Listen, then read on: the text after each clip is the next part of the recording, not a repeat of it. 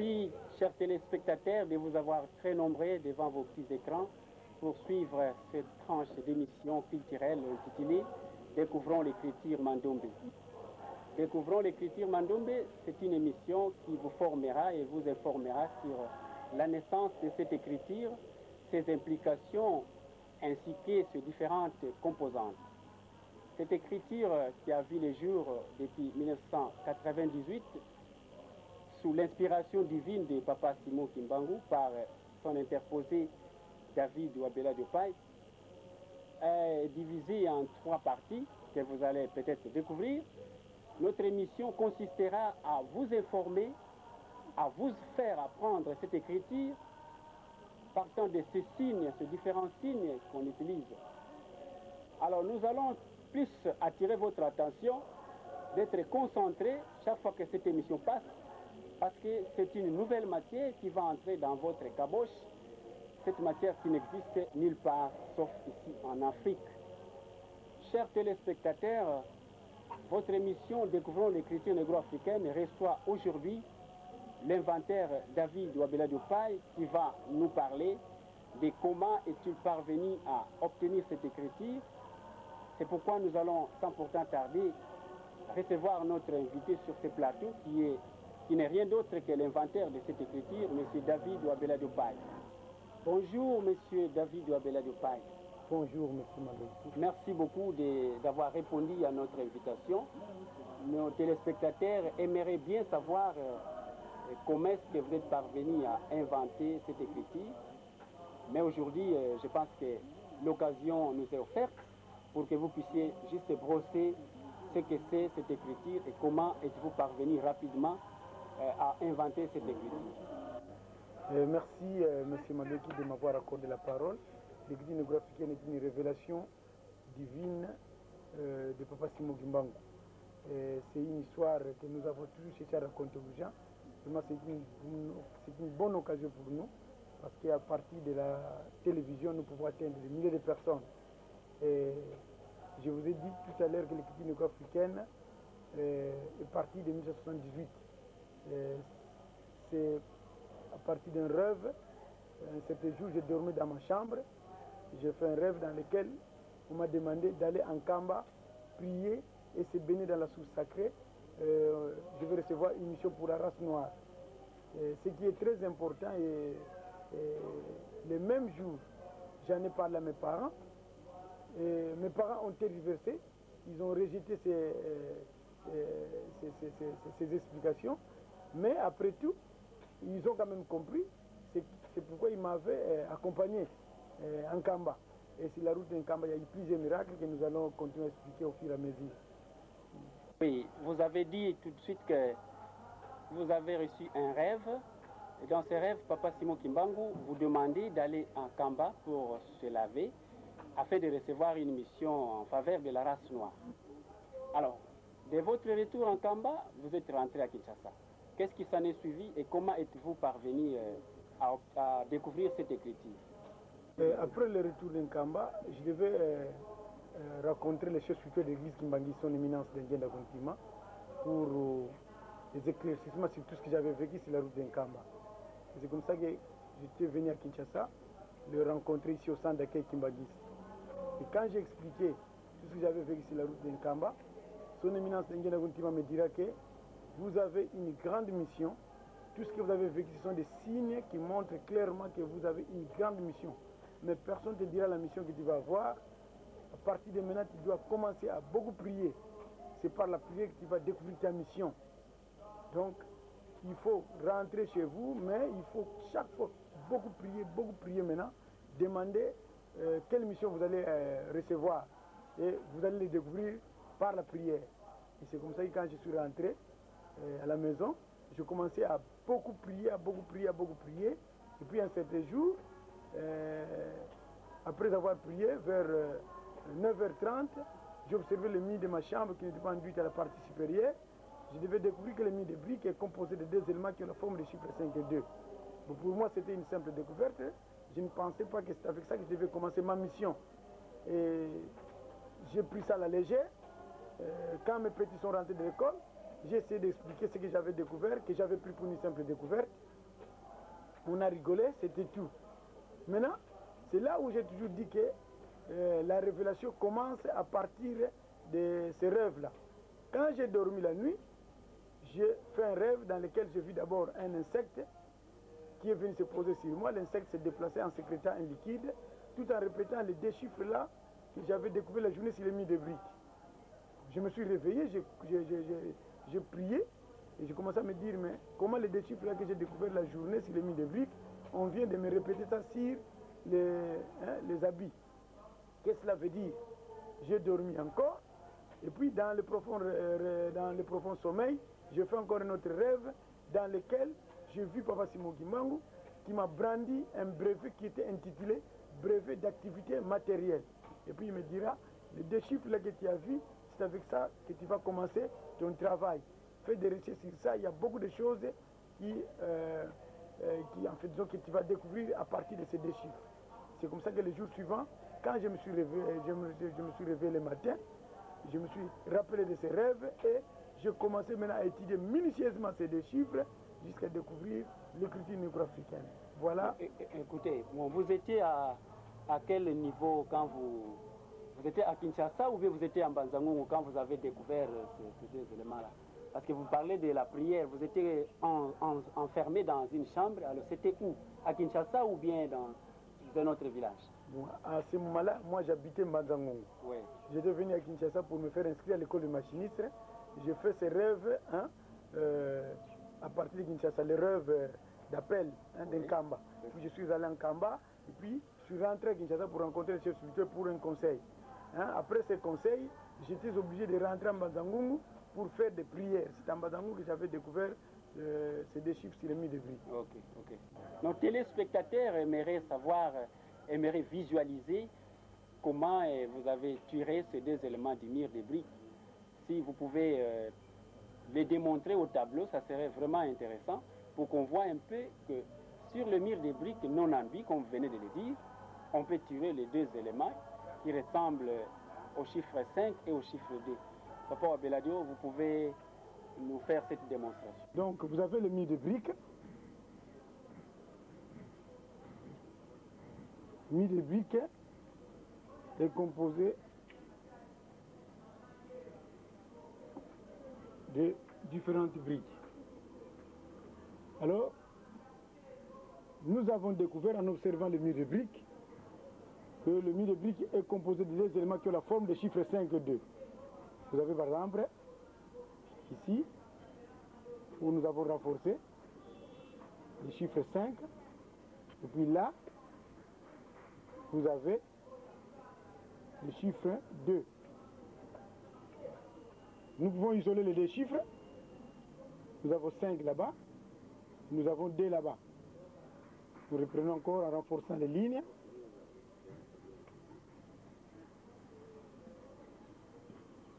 Voilà. Donc, si on combine, nous avons 5, nous avons 2. Union 5, union 2. Union 5, union 2. 5, union 2. Ainsi de suite. 5, union 2. 5, union 2. Vous voyez? 5, union 2. 5, union 2. Voilà comment nous avons découvert les 2 éléments sur le mur de briques.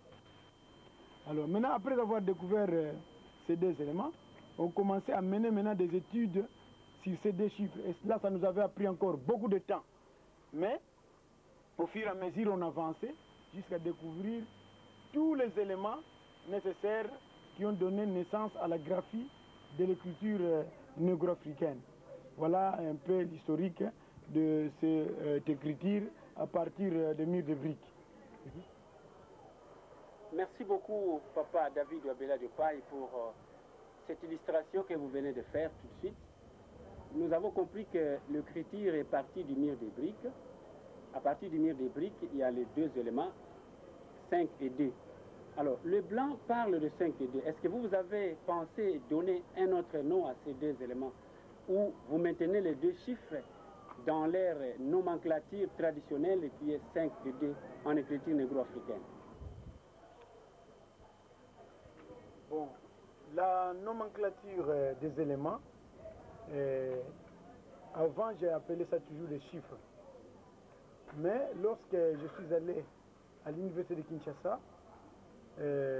pour une conférence, là on m'a recommandé à la recherche scientifique où je devais rencontrer le professeur Lofo, qui était le chef de département, disons, à la recherche scientifique. Certainement, il était directeur du département des sciences naturelles et appliquées. Alors, M. Lofo, lorsqu'il a suivi mon exposé, il me dira, à partir d'aujourd'hui, il ne faut plus parler de 5 et de 2. Ce ne sont plus des chiffres, mais ce sont d'autres éléments, parce que tu as découvert ça sur le mur de briques, ça n'a rien à voir avec les chiffres. C'est comme ça que j'ai commencé maintenant à faire des recherches pour la nomenclature des éléments.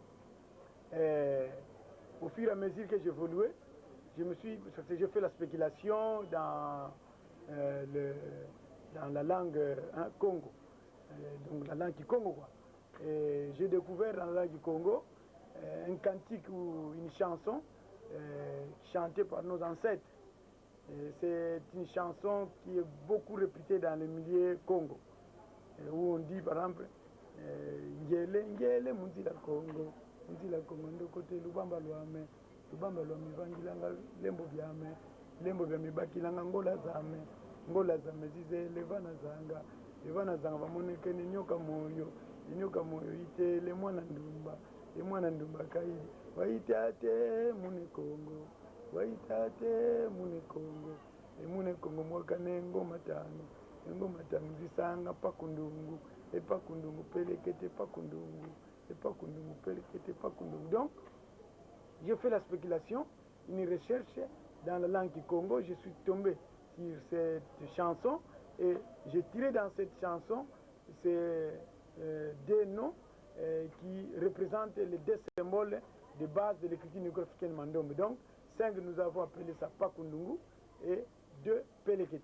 Voilà d'où est partie l'appellation de ces deux noms à partir de la chanson Congo. Je disais que vous avez vécu beaucoup de miracles sur le chemin d'Inkamba. Est-ce que vous pouvez nous parler d'un des miracles que vous trouvez vraiment le plus grand miracle que vous ayez rencontré sur le chemin d'Inkamba? Moi personnellement, le miracle qui a beaucoup plus tiré mon attention, c'est le fait de rester collé au sol pendant plus de 5 heures du temps. Parce que jusqu'à aujourd'hui, je n'ai jamais compris ces phénomènes-là. Qu'est-ce qui avait fait que mes 2 pieds soient collés au sol pendant plus de 5 heures du temps.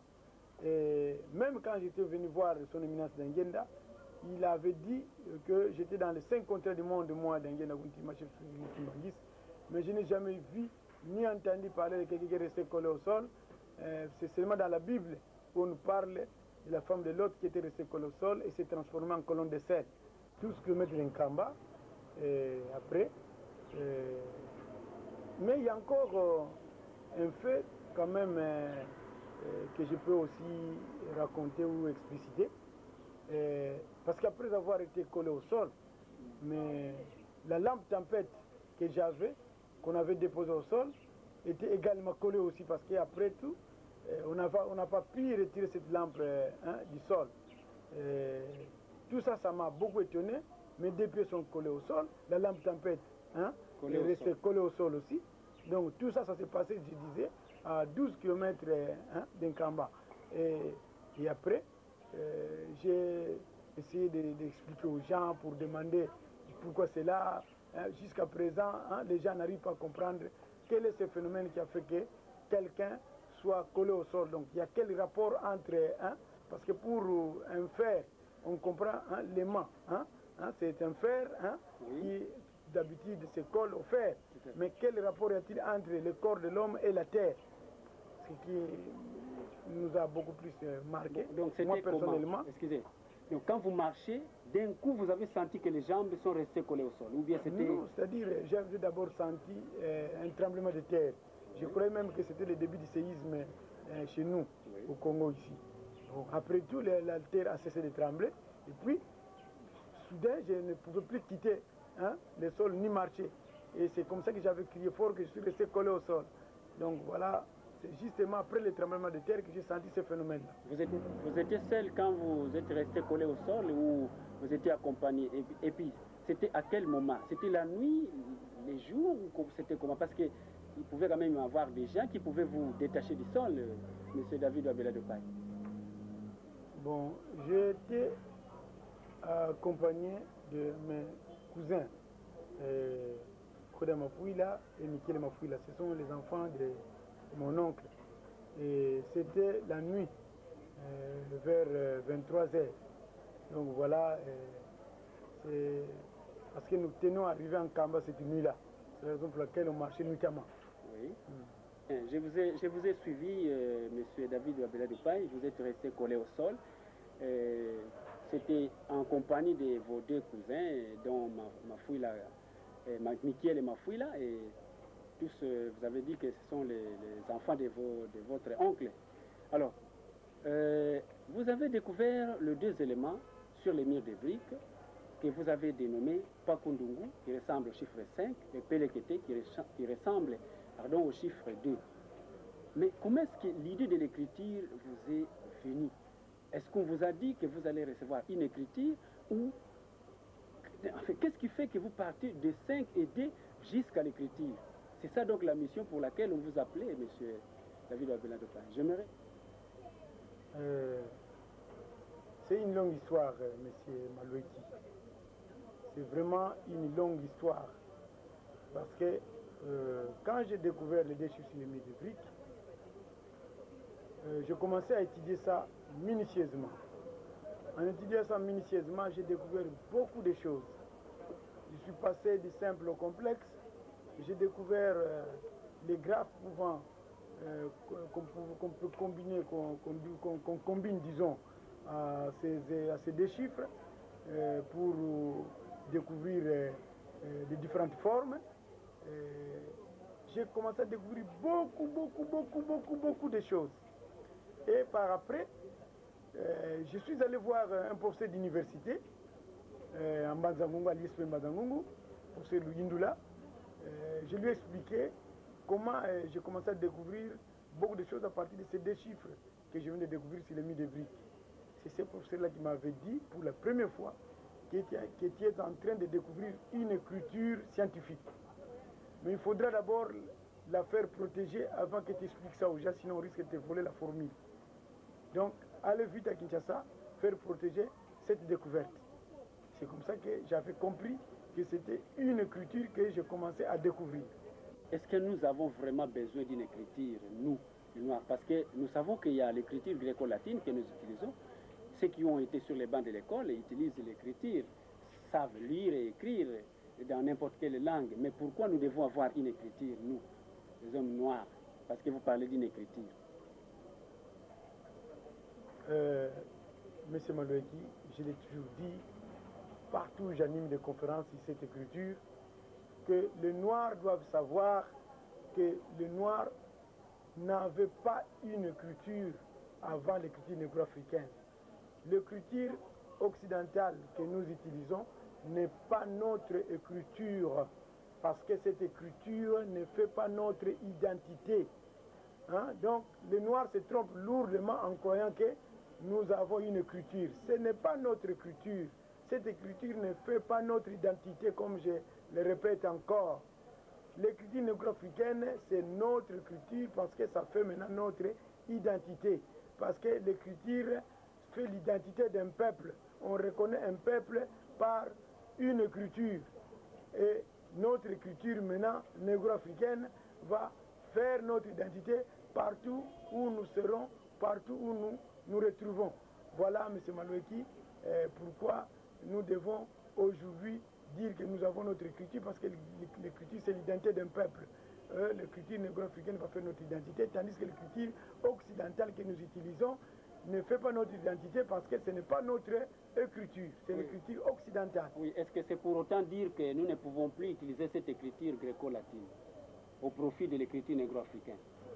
Monsieur Maloueki, je pense qu'on ne peut pas priver les gens à ne pas prendre l'écriture occidentale. tout comme on ne peut pas priver les gens à ne pas apprendre l'écriture arabe. Hein? On ne peut pas aussi priver les gens à apprendre l'écriture hébraïque.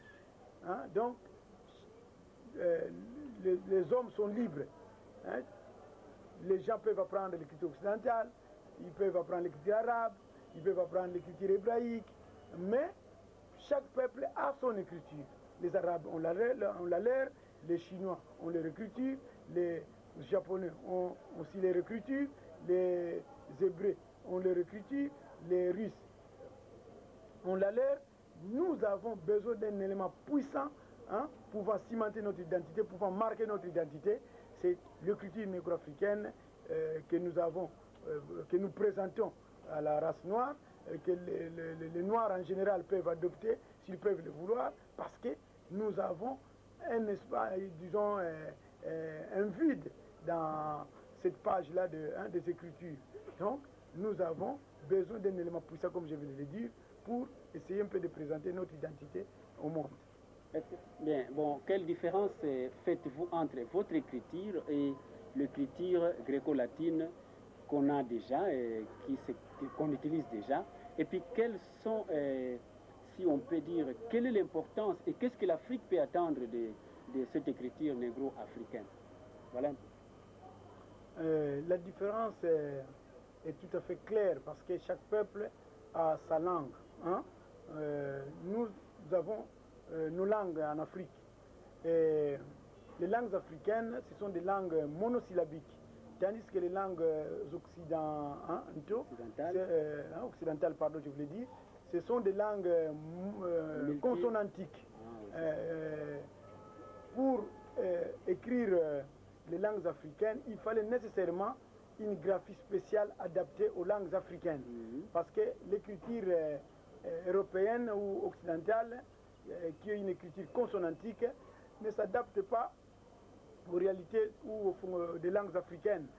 Raison pour laquelle, jusqu'à aujourd'hui, beaucoup de langues en Afrique sont difficiles à écrire à partir de l'écriture occidentale. Mais à part l'écriture négro-africaine, nous arrivons à rattraper cette difficulté parce que nous pouvons écrire toutes les langues des africaines sans difficulté parce que l'écriture s'adapte aux réalités des langues africaines.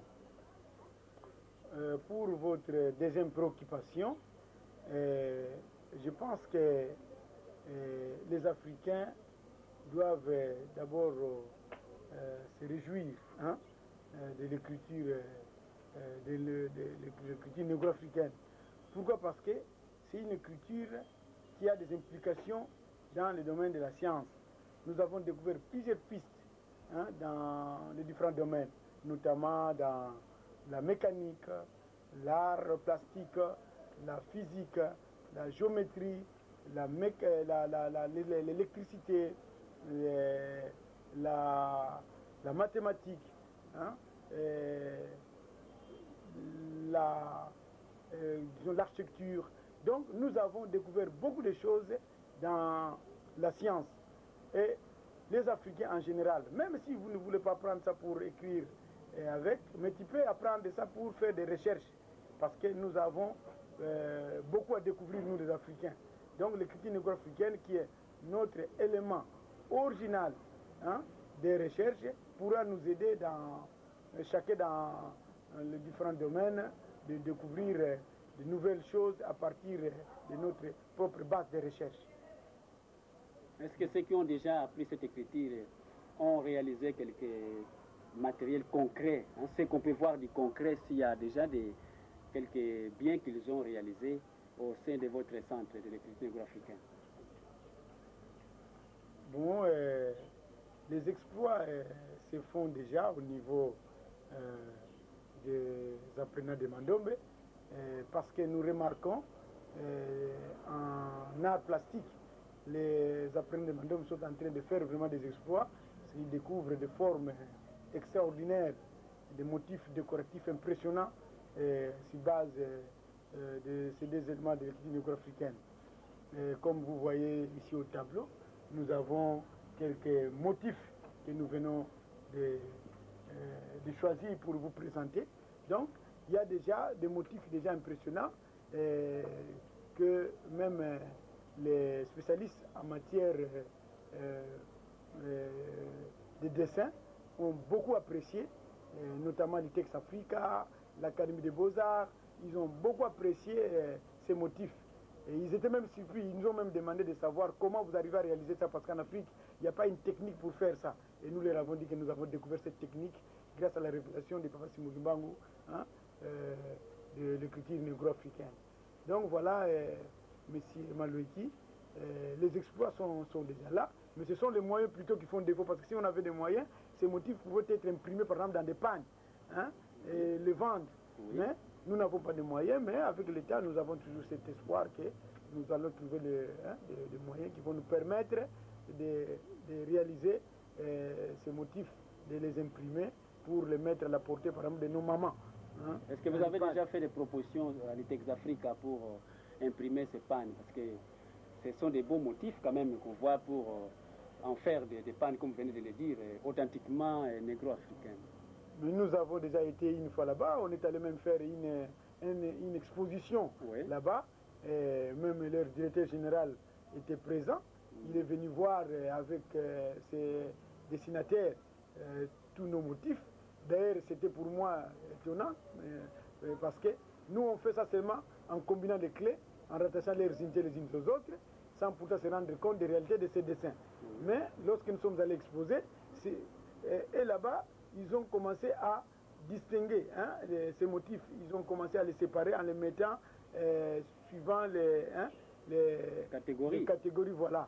Ils ont parlé des murailles, des paysages, en fait disons, de plusieurs sortes de choses. Donc, ils ont parlé en spécialiste. Ils ont parlé en spécialiste, c'est-à-dire chaque motif a une catégorie tout à fait spéciale que nous on n'arrive pas à connaître. C'est ces jours-là qu'on avait ça, parce qu'ils ont parlé des murailles, ils ont parlé des paysages, ils ont parlé de beaucoup de choses, en tout cas de beaucoup de choses. J'étais même surpris. Donc voilà, cela nous avait beaucoup encouragé, parce que nous le faisons sans pourtant se rendre compte de tout ça, mais eux du moins ils ont compris que nous étions dans la bonne voie, mais sans qu'on sache de quoi il s'agissait. Donc voilà, ça nous avait vraiment beaucoup encouragé ces jours-là. Une question qui peut peut-être faire rire, les gens ont fait aujourd'hui, parce que partout on plaît à la famine, mais aujourd'hui vous nous apportez l'écriture, au lieu de nous apporter la bouffe, M. David Abeladio. Qu'est-ce que vous en pensez? Bon, moi je voudrais un peu rectifier toujours votre question. Oui. Ce n'est pas moi, Abeladio, qui apporte cette écriture à la race noire, mais c'est plutôt Papa Simon Kimbangu qui apporte cette écriture à la race noire, parce que m'a été révélé, parce que j'ai toujours dit ça à haute voix, que c'est une écriture qui m'a été révélée par Papa Simon Kimbangu, parce que nous avons des preuves. Donc Papa Simon Kimbangu est le libérateur de l'homme noir. Et les Noirs en général doivent savoir la mission de Papa Simon Kimbangu.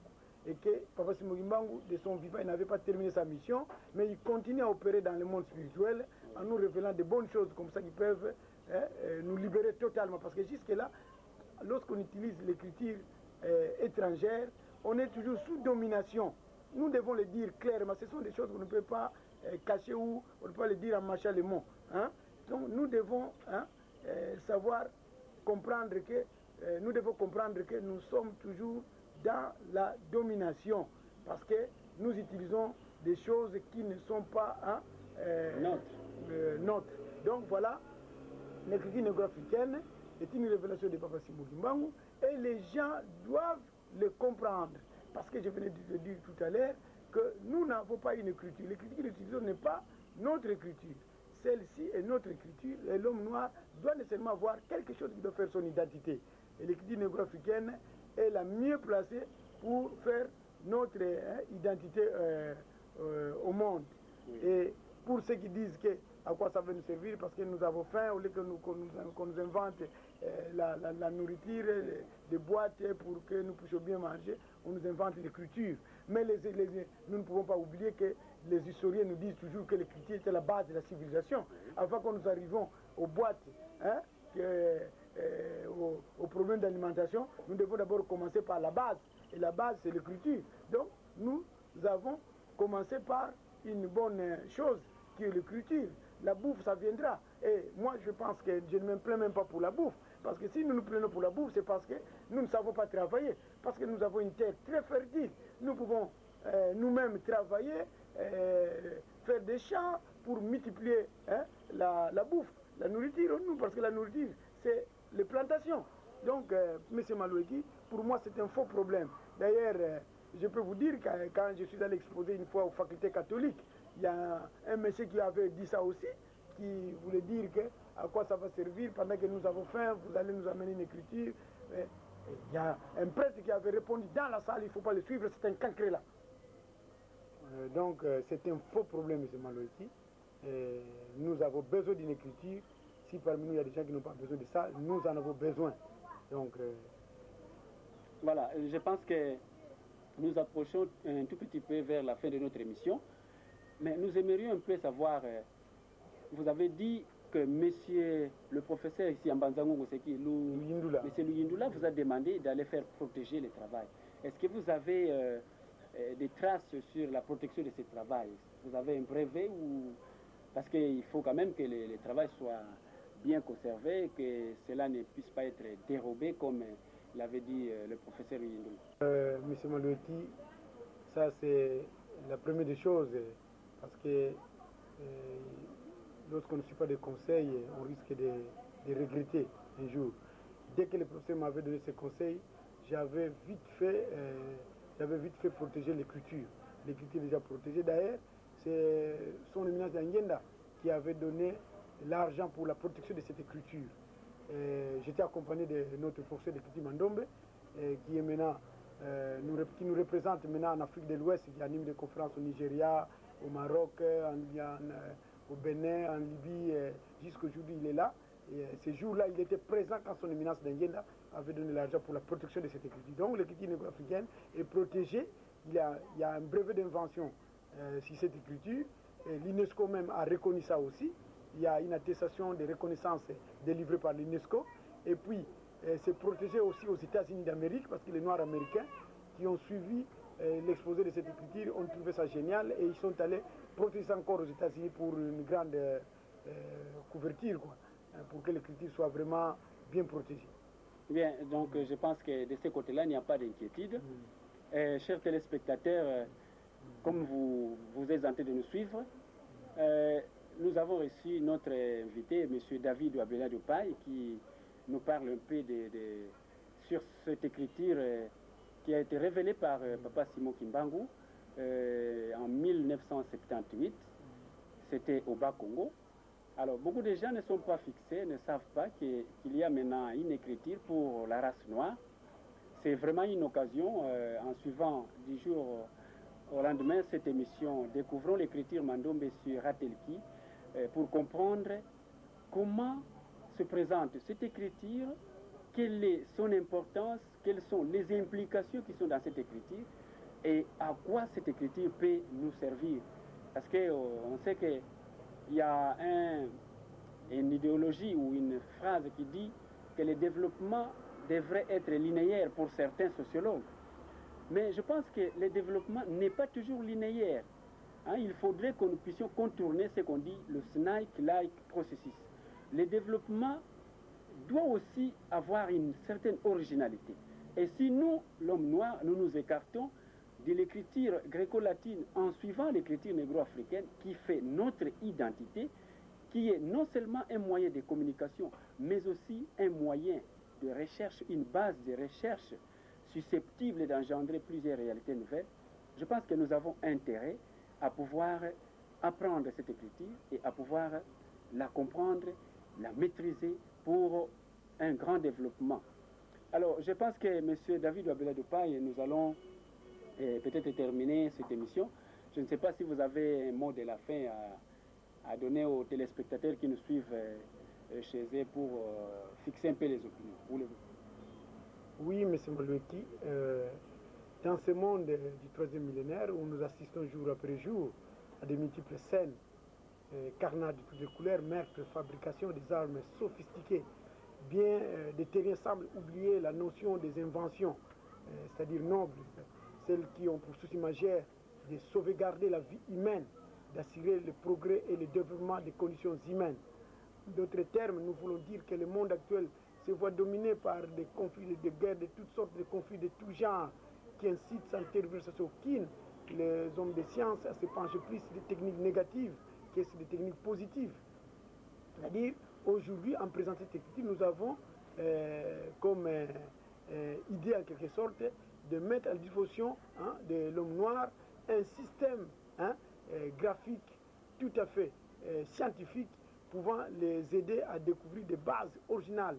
Et cette écriture, je pense que dans l'avenir ne manquera pas à coup sûr de marquer en lettres d'or le nom de la race noire dans le Conseil des Nations techniquement développé, parce que ça a été confirmé, accepté par les différents professeurs d'université partout où nous passons. D'ailleurs, ces professeurs disent toujours que c'est une écriture incontournable, incontestable, convaincante, parce que ça a une dimension scientifique.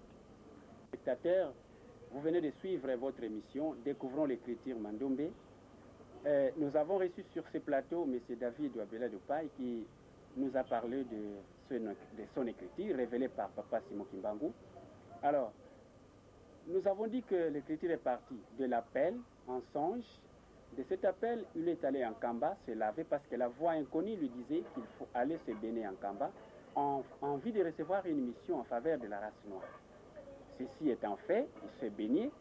Papa Dianguenda lui demanda de multiplier des séances de prière pour découvrir cette mission dont on ne cessait de lui parler en rêve.